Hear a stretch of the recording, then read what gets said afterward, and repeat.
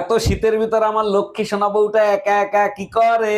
শীত আসলেই রোমান্টিক হয়ে যাও, এসব মিথ্যাচার বাদ দাও, এতে পাপ হবে। বিধাতা বলেছে বাধ্য হয়ে মিথ্যে কথা বললে কখনো পাপ হয় না। তাই নাকি? তাইলে ঠিক আছে, আজকে সারা রাত ঠান্ডার মধ্যে বাইরে থাকবি।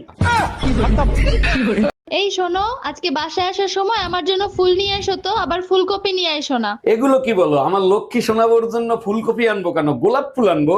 একটা বিষয় নোটিস করলাম, শীত শুরু হওয়ার সাথে সাথে তোমার ব্যবহারের অনেক পরিবর্তন হয়েছে, কাহিনী কি? কোনো কাহিনী নাই, শীতের দিনে বেলুন খুন্তির বাড়ি খেলে ব্যথা বেশি লাগে তো তাই। আচ্ছা ভাবি, নিচে 8-10টা ছেলে মেয়ে দুষ্টুমি করতেছে, ওগুলো কি সব আপনার ছেলে মেয়ে? অরুণ ভাই, সবগুলো আমার ছেলে মেয়ে। কেন, আপনার সাথে কোনো বেয়াদবি করছে নাকি? না ভাবি, বিয়াদবি করে নাই। আপনি এই জামানায় 8-10টা ছেলে মেয়ে নিলেন, ভাইরে কিছু বলতে পারলেন না? অরুণ ভাই, আপনার ভাইকে অনেকবার বলছি, কিন্তু সে তো কানে শুনে না, জন্মগত বয়রা। এই শোনো না, ভাত রান্না করছি, ভাত না পুড়ে গেছে, পোড়া গন্ধ বের হচ্ছে, আবার ভাত রান্না করি? কোনো দরকার নাই বেবি, তুমি তো জানো আমি পোড়া ভাত খুব ভালো খাই। বেশ কিছুদিন ধরে লক্ষ্য করতেছি, আমি কোনো অঘটন ঘটাইলে তুমি আমারে কিছু বলো না। কাহিনী কি বলো তো? কোনো কাহিনী নাই বেবি, শীত চলে আসছে তো তার জন্য। পাশের বাড়ির ভাই ভাবিরে প্রতিদিন ফুল আয়না দেয়, আজ পর্যন্ত একটা ফুল আয়না দিয়েছো আমারে? আরে ভাই তো ফুলের ব্যবসা করে, যে ফুল বিক্রি হয় না সেই ফুল ভাবির জন্য নিয়ে আসে। আমারে তোমার কিছু দিতে ইচ্ছা করে না সেইটা বলো, অজুহাত দেখাও কেন? ঠিক আছে, আমিও যা বিক্রি করি তাই নিয়ে আসবো। জানো তো আমি কাপড়ের কাপড় বিক্রি করি। আপনাকে আমার ভালো লাগে। এখন তো ভালো লাগবেই, শীত চলে আইছে না। শীতকালে বন্ধুরে তুই আমার গায়ের কথা। থাম, একটা কথা ভালো করে মাথায় ঢুকাই রাখবি, শীতকালে গোসল না করলে আমার ধারে কাছে আসতে পারবি না। অরুণ ভাই, একটা সুসংবাদ আছে, এইবার কিন্তু শীত অনেক বেশি পড়বে। ভাবি, শীত বেশি পড়ুক আর কম পড়ুক, বিবাহিত পুরুষরা তাতে খুশি হয় না। কেন অরুণ ভাই, এইবার শীতে কি ভাবি বাপের বাড়ি যাচ্ছে নাকি? বাপের বাড়ি যাচ্ছে না, শীতে মেয়েদের নাক বন্ধ হয়, মুখ বন্ধ হয় না।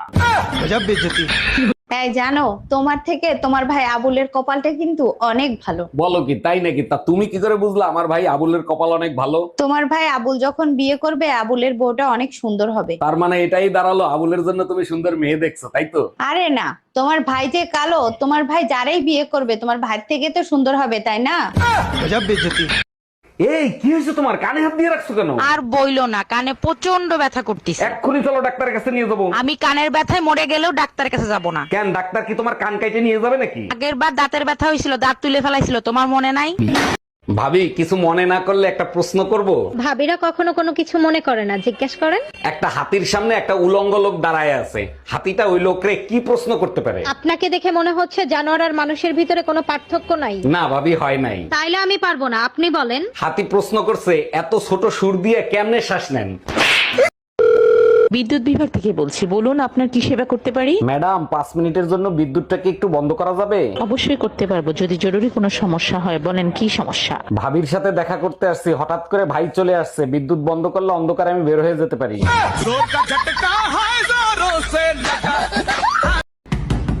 কে এত সকাল সকাল দরজা নক করতেছে? ভাই, আমি বাড়িওয়ালি, ঘর ভাড়া নিতে আসছি, ঘর ভাড়া দেন। আরে ভাবি, কি ঘর ভাড়া দিয়েছেন? সারা রাত শুধু ঈদুন নাচে ঘুমাতে পারি না। 1000 টাকার ঘর ভাড়া ইঁদুর নাচবে না তো কি মাধুরী নাচবে? কি ব্যাপার? তুমি খাইলা, তোমার ছেলে রেখা হইলা, আমার খাবার কোথায়? দেখো, আজকে থেকে তুমি আমার কাছে কিছু বলবা না, যা বলার তোমার মার কাছে বলো। হে প্রভু, এই বউ শাশুড়ির ঝামেলা কবে শেষ হবে? আচ্ছা কি হয়েছে সেটা তো বলবা। তোমার মারে বলছিলাম ছেলেটারে একটু দেখেন, আমি একটু মার্কেটে যাচ্ছি। সে আমাকে বললো যার যা সন্তান সে এসে দেখো। অরুণ ভাই, আপনি নাকি এর আগে 6টা বিয়ে করছেন, 6টা বই মারা গেছে, 7 নাম্বার বউ বিয়ে করতে রাজি হইলো কি করে? ভাবি, আমার 7 নম্বর বউরও আগে 6টা বিয়ে ছিল, 6টা স্বামী মারা গেছে, তার জন্য রাজি হয়েছে। বলেন কি অরুণ ভাই, এটা তো সাংঘাতিক ব্যাপার। এবার আপনারা টিকে গেলেন কি করে? ভাবি, টিকে যাওয়ার একটাই কারণ, এবার আমাদের বিয়ে যে কাজী সাহেব পড়াইছে না, সেই কাজী সাহেব মারা গেছে। ভাবি, একটা গোপন কথা জিজ্ঞেস করব, কিছু মনে করবেন না তো? ভাবিরা তো বসেই থাকে গোপন কথা জানানোর জন্য, বলেন কি জানতে চান। ছেলেরা টয়লেট করে হাত ধুয়ে আসে, মেয়েদের তো ধরার কিছু নাই, তারা কেন হাত ধুয়ে আসে? আপনারা যে ভাবি মাঝে মাঝে পুতা দিয়ে ক্যান ছেঁচে, তা আজকে বুঝলাম।